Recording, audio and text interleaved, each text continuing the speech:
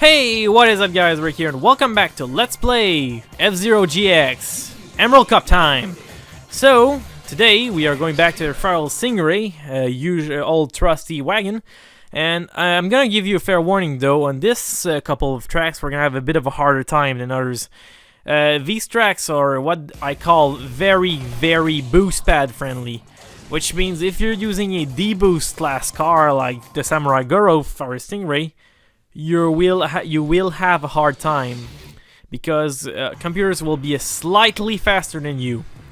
So basically what you want to do in those kind of cases is actually go to try to kill your rival, which is a good way of proceeding. Also, you want to use your boost in straight lines as much as possible. With a boost D, if you boost after boosting on a boost D, you'll accumulate a lot of speed.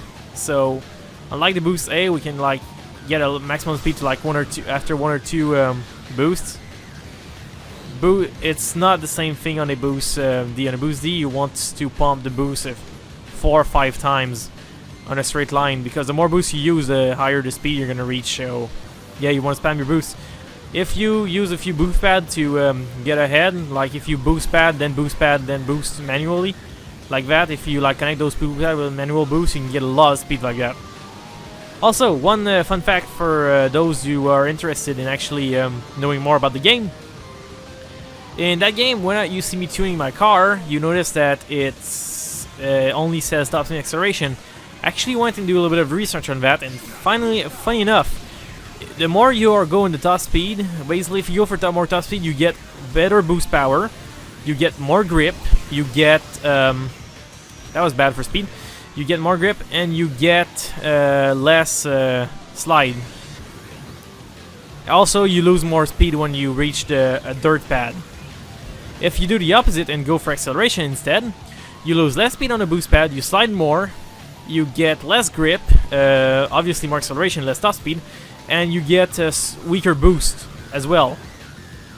Why, you ask me? I don't know, because Nintendo thought that when they give you a top speed / acceleration slider, it had to affect a shit ton of stuff in your vehicle. Nevertheless, I actually think that's quite nice, because obviously it means that the top speed / acceleration slider is a lot more useful than you think. And personally, I knew about the grip because every time I tweak my car for tracks that are a lot more curvy, I tend to go for a lot more acceleration, because I know it makes my car a little bit looser and also helps the turning radius a lot. And when it's tracks that are like straight lines, I like having a lot more grip, so I go for top speed as well. Top speed is also an advantage when you're going in a straight line. Also, the other thing I like about this is that it makes a lot of sense. If you're going for acceleration, it's probably because you want to turn a lot, and you're going to be turning a lot because you lose speed when you turn. And obviously, given the fact that they give you more slide is nice, because drift turns are like a lot tighter than side turns, which use grip, and drift which uses drift, which is pressing both slide at the same time. So I find that pretty neat the way Nintendo made it. It made it so acceleration goes hand to hand with the handling modifiers that it actually gives you, which is very quite clever. Good job, Nintendo. But besides that, there's not much to say about this cup really. This cup is a lot of very long non-curvy tracks. You'll see a lot of stuff like the first one. First one was a big pipe where you don't turn that much. Second one is a mix between the pipe track and the oval track. So again, very much a lot of speed, not much turns. You'll see turns on the very last one, which is Ordeal, which sounds tough because it's named Ordeal obviously, but it's actually not that tough. You'll see also, don't remember the second to last. Oh yeah, it's half pipe. You also see a lot of windy turns and very dangerous leaps on half pipe. Half pipe, which is probably the most hated track by a lot of F-Zero's players, for a simple fact that it's almost as bad as the last track on the Safari Cup in terms of how dicky you can just get out of track. Although I tend to say that it is not as bad as the last track because it's always tricky, so it's not unpredictable as the other one. If you fall in half pipe, well, you're either going too fast or you're getting knocked out by a computer, which in both ways is semi-avoidable. So on the other track, it's still semi-avoidable, but it just tends to be such tricky little turns that they're just so annoying. And as you are gonna go through these cups, when you're gonna reach Diamond Cup, you're gonna realize one thing about me. I dislike leaps in F-Zero. Why I dislike leaps in F-Zero? Because of the way F-Zero physics is made. Physics in F-Zero, it makes your car stick to the ground a lot. It is nice. But it's also very bad when you're doing leaps, because it means if you're not careful, and if you push your nose a little bit down, you're gonna go plummet to the ground at a ridiculously fast speed, which is not very interesting when you're trying to stay alive, to say the least. And also, we're gonna be boosting like a bunch of maniacs because we're near the boost pads. Oh, by the way, that's what I meant when you boost constantly with a boost D. Because boost doesn't consume that much power, you can just spam it so much that you reach a speed that is so goddamn high that you just pass everything. Also, one of the reasons why it's actually a good idea to chain boost rather than only do random boost. Random boost can get you a little bit of speed, but chain boosting can get you a lot of speed. As you see the boost, when you finish boosting and you boost again, it just accumulates your speed. It actually doesn't slow down that much. Also, I'm gonna use my manual boost here because I don't want to be zigzagging that much, because if I zigzag there, I'm most likely gonna get off track. Here we go. So, again, pretty smooth race. First time I did this when I was actually practicing, just so I didn't actually crash for 3 hours and I end up swearing and actually be able to commentate this set. Last set I couldn't actually commentate properly because I was so pissed. I realized that the best way to win these tracks is to use your boost properly, because like I said, if you chain boost, your speed is cumulative, so you get a lot faster by just chaining boost rather than just using random boosts. I was using random boosts every now and then. I was always having trouble trying to stay ahead. So now I actually chain boost a lot more. It's actually a lot easier to stay in front of the pack. Also, that guy, the rival, this is the guy that we should probably take out if we actually get close to him. Who is it? Looks like a blue ship with two. Okay, I know what ship it is. I don't remember the name of it, but it's kind of like, I call it the ship on ski because it has like two big like ski-like section on the side, and the blue hull that sits on top of it, but a bit higher than the skis. A bit like an hydroplane if you think about it, without the wings and the actual tail. Yeah, it's a casino. Funny enough, both casino track in this game are quite fast in terms of they don't have that many turns. And they have a lot of chain boosting pads. Pads are like designed to give you chain boost opportunity. So if you see them, grab them, because obviously chain boosting, like I said, is very effective.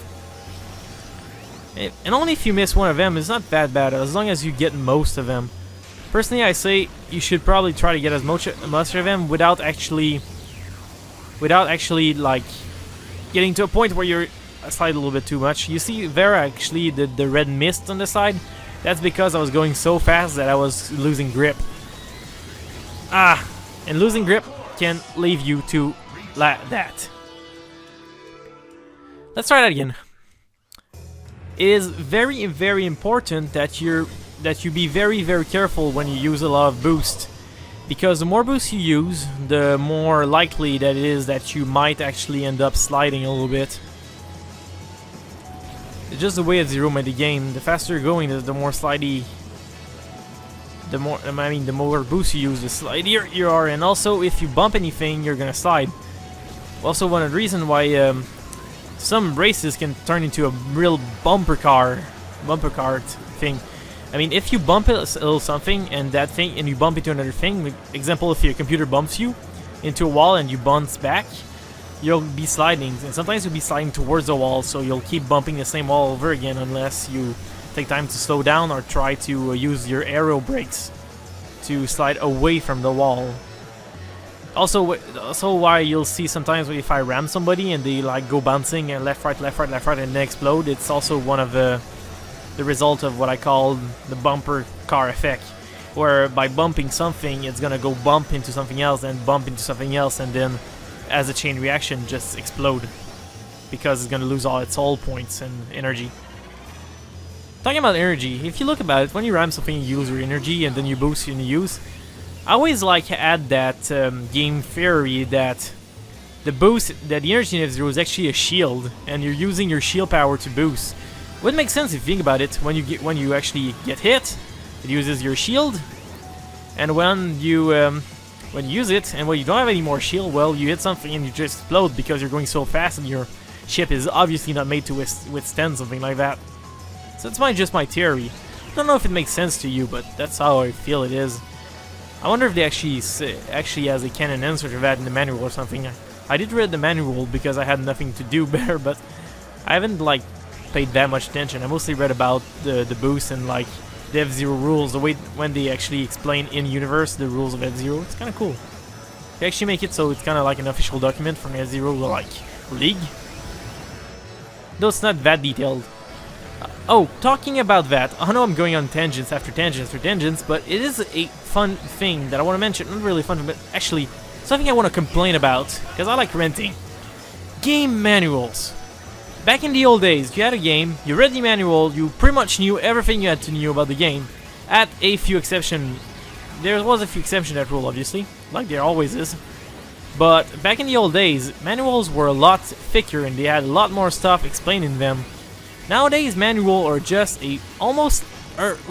sometimes they're not even there. Sometimes they're literally using the back of the box to actually, you know, when you open a case, it's a little bit transparent and there's a bit of plastic that actually make the cover.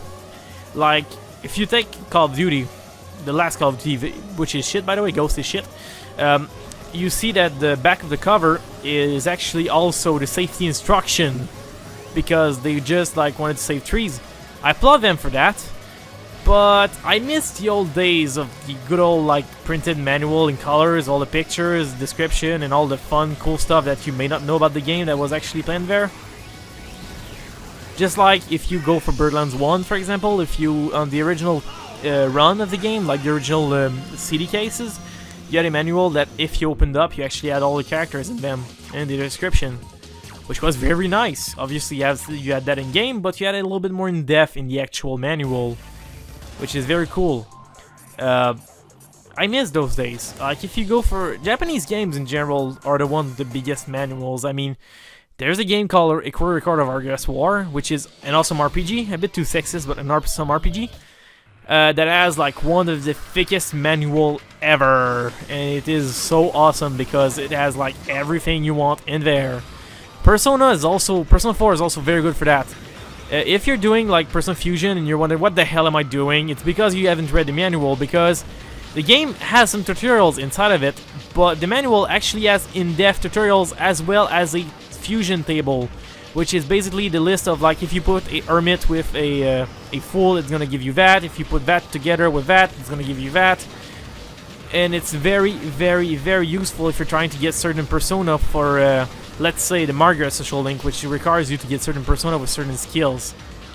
So again, manuals are awesome when they're well made, and I kind of miss those days, because nowadays we're gonna have less and less manual.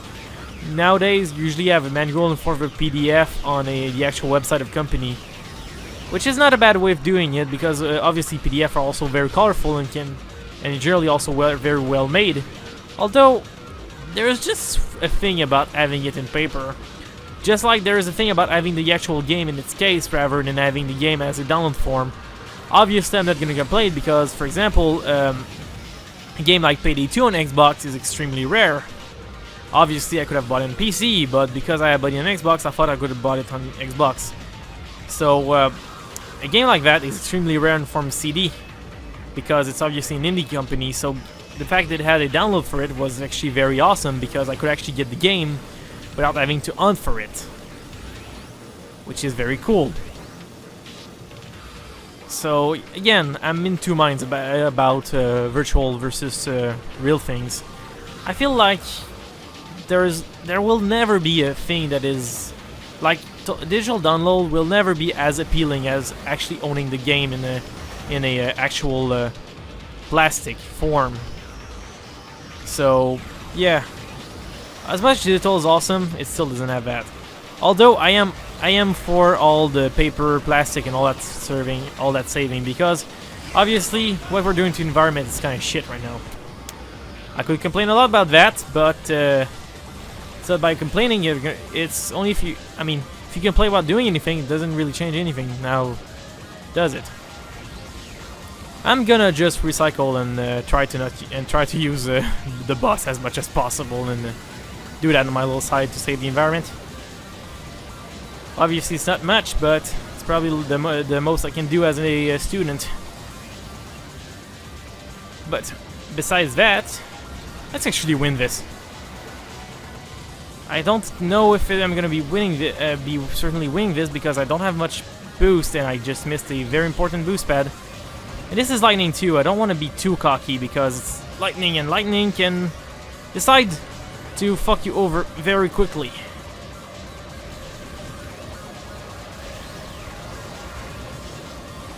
I wish I could boost, but I couldn't because I was broken down.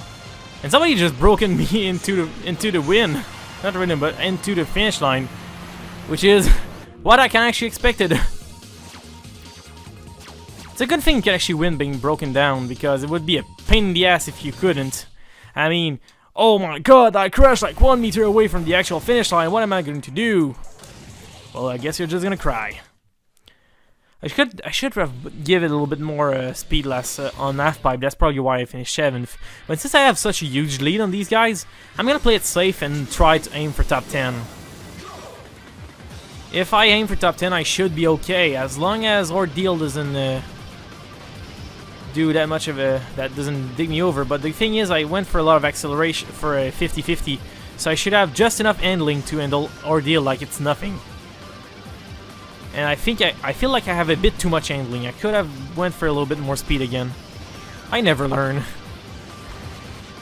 Like I said, in F-Zero you want to get the least handling as possible because you want to have just enough to make the turns and have the most speed as possible, because speed is the most important thing in F-Zero. Handling is important, but you don't want to overkill your handling. You want to have just enough handling to be able to do all the curves that they toss at you. Too much handling, you're just wasting speed. That's how I see it, and that's how I play the game since my childhood. And honestly, the more I play this, the more I realize that's probably the best way to see it. Too much handling is a waste.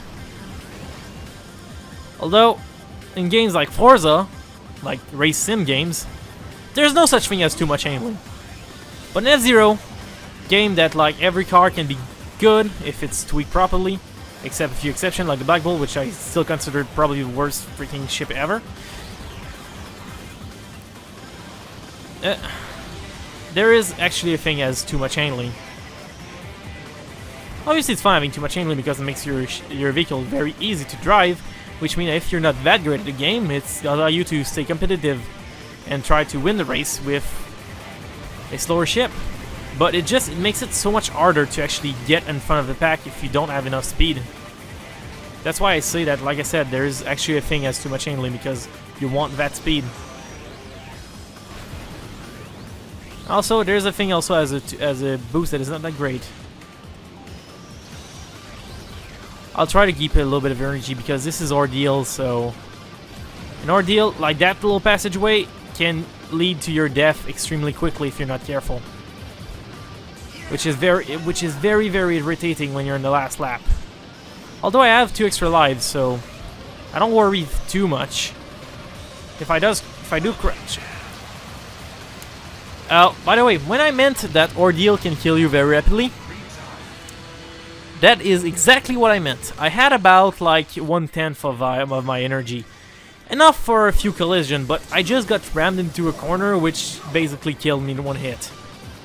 This is what I meant by Ordeal can be a bitch at sometimes. On that note, but you will say, well, it's the same thing about the blue Sapphire track. Why do you say that track is a lot worse than this one? Because this track can kill you, but as long as you have a little bit of health, it was my fault. I shouldn't have actually kept a little bit more health than that. It was entirely my fault if I died there. On the other track, sometimes I get pushed, sometimes I hit a mine that just tossed me away from the track. A lot of bullshit can happen. This track, if you die, it's either because you took the jump wrong, or because you got rammed by computers when you had a little energy. And both of that can be avoided by simply being cautious. So this is why I'll keep saying it, and I'll keep saying it until I'm done with that LP. Ordeal is far from being a difficult track if you know what you're doing, and if you just don't tune your car for top speed. If you tune your car for top speed, this track is a nightmare. Because you'll never be able to make the turns. If you don't, this track is actually a piece of cake. It's not difficult that much. It has a few passages here and there that a computer can kill you, like you saw, where I just died there. But it's not difficult. It doesn't have any, borderless passageway like the casino track that we went before. It doesn't have any big, tricky jump. It has one tricky jump, but you're gonna get caught by it the first time you do a track. The first time you're always gonna fall down that hole because you don't expected it. That one I always fell the first time I did that track. Because, you know, after I haven't played in a while, I always fell down that thing.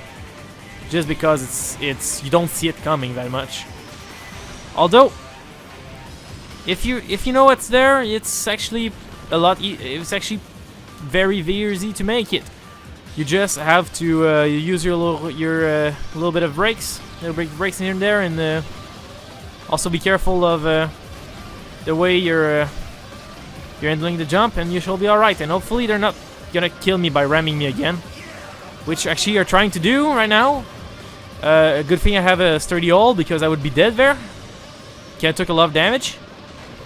Also, another good thing I like about the fire stingray, it's very sturdy. Come on, stop ramming me, for frick's sake. Losing my nerves there. Don't feel like doing this track all over again for a computer that thought I had piss in his cereals or something. Listen, computers, if there was piss in your Cheerios, it wasn't me. It was probably your cat. Not me. I don't piss in Cheerios. I piss in cornflakes. I'm kidding. Going the right mile with piss in the cornflakes. You piss in apple juice because it doesn't show. Right? Right? Hopefully let's tease it. Tease it. Tease it. I don't care about my native place. I was playing very cautious in this track. I should have boosted a little bit more, but honestly, the lead I had, the only thing I cared was finishing without dying. So, hooray! That's another cup done. Next time around, we're gonna go for Diamond Cup, the cup that 99% of you guys probably didn't know it existed, because you either rage quitted at the second cup or the third cup because of the half pipe track, or you just didn't play a game that much. I know as a child I rage quitted at the Emerald Cup because I wasn't too good. But if you're a young adult and you play a game, you probably know the Diamond Cup already. But if you were a kid like me and my buddy Bean, we both actually rage quitted before that cup because it was too hard. Obviously, playing that as a young adult, I wonder why we actually rage quitted, because it's not that difficult. Now I'd like to get up close and personal with the champ. Should have let the thing play. What about the prize money? How will you use the 1 billion space credits in prize money? That's a pittance. I'll take it to the casino and come back with 100 times as much. This is... I see. Thank you for the interview. This has been a Speed Crazy Dream Extravaganza episode of F-Zero TV. That's it, everyone. We'll see you at the next Grand Prix. As you can see, Samurai Girl is in the sharpest knife in the drawer. Yeah, if I had a freaking billion credits, I don't think the casino would be the place I would do with that. I would probably buy a small business and probably, like, get paid for the rest of my life by doing absolutely nothing besides managing. Or just hire someone to do management for you. And if it goes wrong, do it yourself. So, Was Hailtothebreak here. Hope you enjoy as always. This was the Emerald Cup. Tomorrow, well, not tomorrow, because tomorrow I'll probably upload a Left 4 Dead, or I might upload an F-Zero. I'll see. But yeah, it was the Emerald Cup. Hope you enjoy as always. It was Hailtothebreak here, and see you later, guys. See ya.